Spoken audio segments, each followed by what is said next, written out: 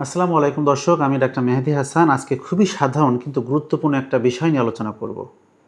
জীবনে কোনোদিন সর্দি কাশি হয়নি এমন মানুষ হয়তো খুঁজে পাওয়া যাবে না। তবে এই সর্দি কীভাবে তৈরি হয়, কেন তৈরি হয়, এটা খারাপ নাকি ভালো, তা আপনাদেরকে জানাবো আমাদের আজকের এই ভিডিওটির মাধ্যমে। মূলত সর্দি বা শ্লেষার মূল কারণ হচ্ছে অ্যালার্জি বা ভাইরাল ইনফেকশন। যখন কোনো অ্যালার্জেন বা ভাইরাস আমাদের নাসারন্ধ্রে প্রবেশ করে তখন আমাদের শরীরের ইমিউন সিস্টেম সাথে সাথে অ্যাক্টিভ হয়ে যায়।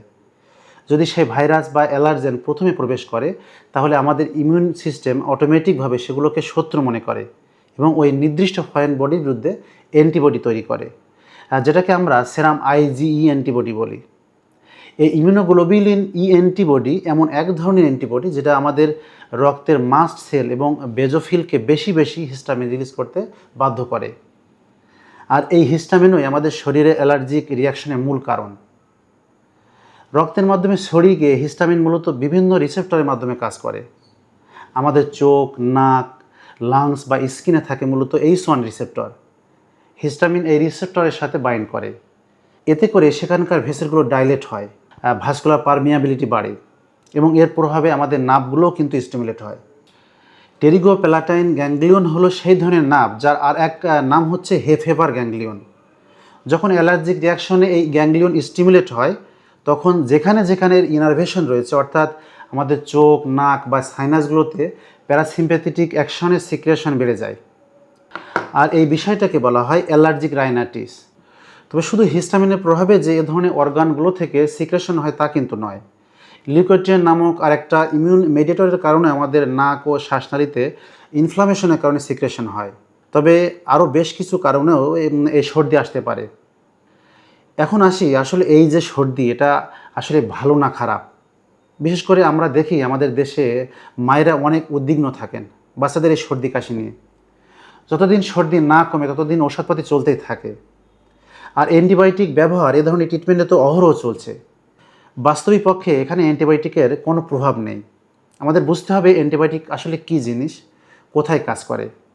এখন আপনারা আমাকে বলুন, আপনাদের বাইক বা গাড়িতে যদি ধুলাবালি লেগে থাকে, আপনি যদি সেগুলোকে পানি দিয়ে ধুয়ে ফেলেন তাহলে সেটা ভালো হবে নাকি খারাপ হবে? নিশ্চয়ই ভালো হবে। হ্যাঁ, এখানে কিন্তু সেই ভালো জিনিসটা লুকিয়ে আছে। যখন আমাদের নাক বা শ্বাসনালীতে ধুলাবালি বা ভাইরাস প্রবেশ করে তখন আমাদের ইমিউন সিস্টেম এই সিক্রেশন বা সর্দির মাধ্যমে সেগুলোকে আটকানোর চেষ্টা করে। বেশি বেশি সিক্রেশন বাড়িয়ে সর্দির মাধ্যমে সেগুলোকে বাইরে বের করে দেয়। এর ফলে জীবাণুগুলো লাংসে প্রবেশ করতে বাধা পায়। আর এ কারণেই নিউমোনিয়া আর মতো শ্বাসযন্ত্রের জটিলতা থেকে অনেকাংশে রক্ষা করে এই সর্দি। এজন্য বাচ্চাদের সর্দি হলে প্রথমে আমাদের অবশ্যই ধৈর্য ধরা উচিত। কোনোভাবেই প্রথম শুরু দিনগুলোতে সর্দি বন্ধ করা উচিত নয়।